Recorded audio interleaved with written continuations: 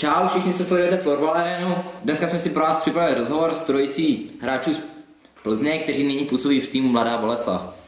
Zleva můžeme vidět Lukáše Kotrbatého alias Vastyho, který se nyní prosadil v A týmu, nastoupil z důležitého zápasu s Tatranem a dříve zahrával za Plzeň za juniory.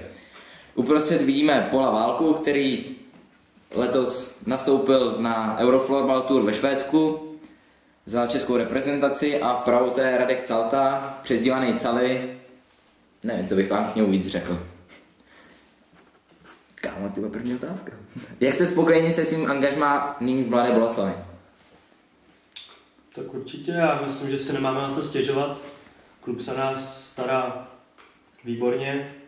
Máme zajištěnou vlastně cestu, ubytování. Jediné, co nám zbývá, je se soustředit na své výkony a na florbal. Já jsem tady maximálně spokojený. Otázkou je, jak je spokojený klub se mnou, ale to už byste se musel zeptat jinde. Já mám na to úplně stejný názor. Myslím, že jsme určitě neudělali chybu a je to velký skok oproti Plzni v kvalitě a ve všem. Přejdeme k druhé otázce. Jak se vám podařilo zapadnout do kolektivu v týmu? Jo, tak určitě výborně. Vlastně celý tým se tvořil nový po loňské sezóně. Spousta hráčů odešla, spousta jich přišlo, včetně nás. Takže do žádného rozběhlého kolektivu jsme nenaskočili, spíš jsme pomáhali ten tým tvořit a myslím, že to je super parta, od toho se odráží naše výsledky. Ano, já si myslím to samé. Od léta jsme byli pořád spolu vlastně na všech akcích a nějaké se nám podařily vyhrát, třeba Czech Open, ISA Open a tak dále. A teď v lize to akorát musíme potvrdit, že jsme skvělá parta, že umíme hrát jako tým.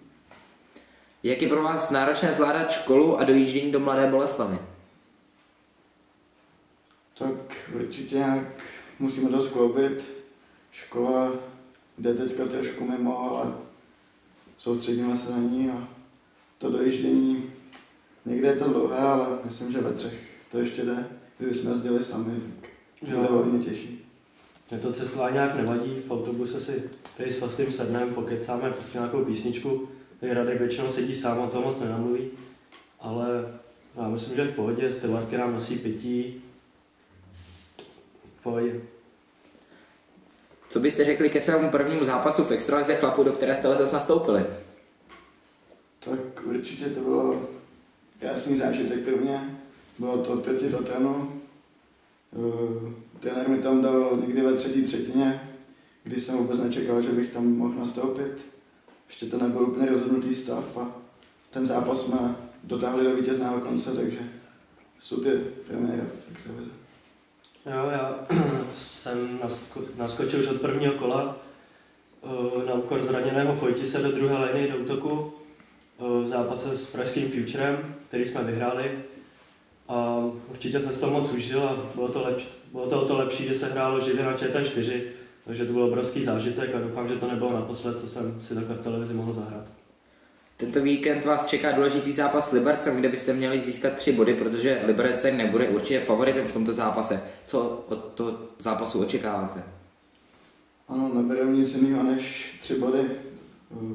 Jasná výhra pro nás, ale musíme dodat všechno. Musíme makat víc než na 100%.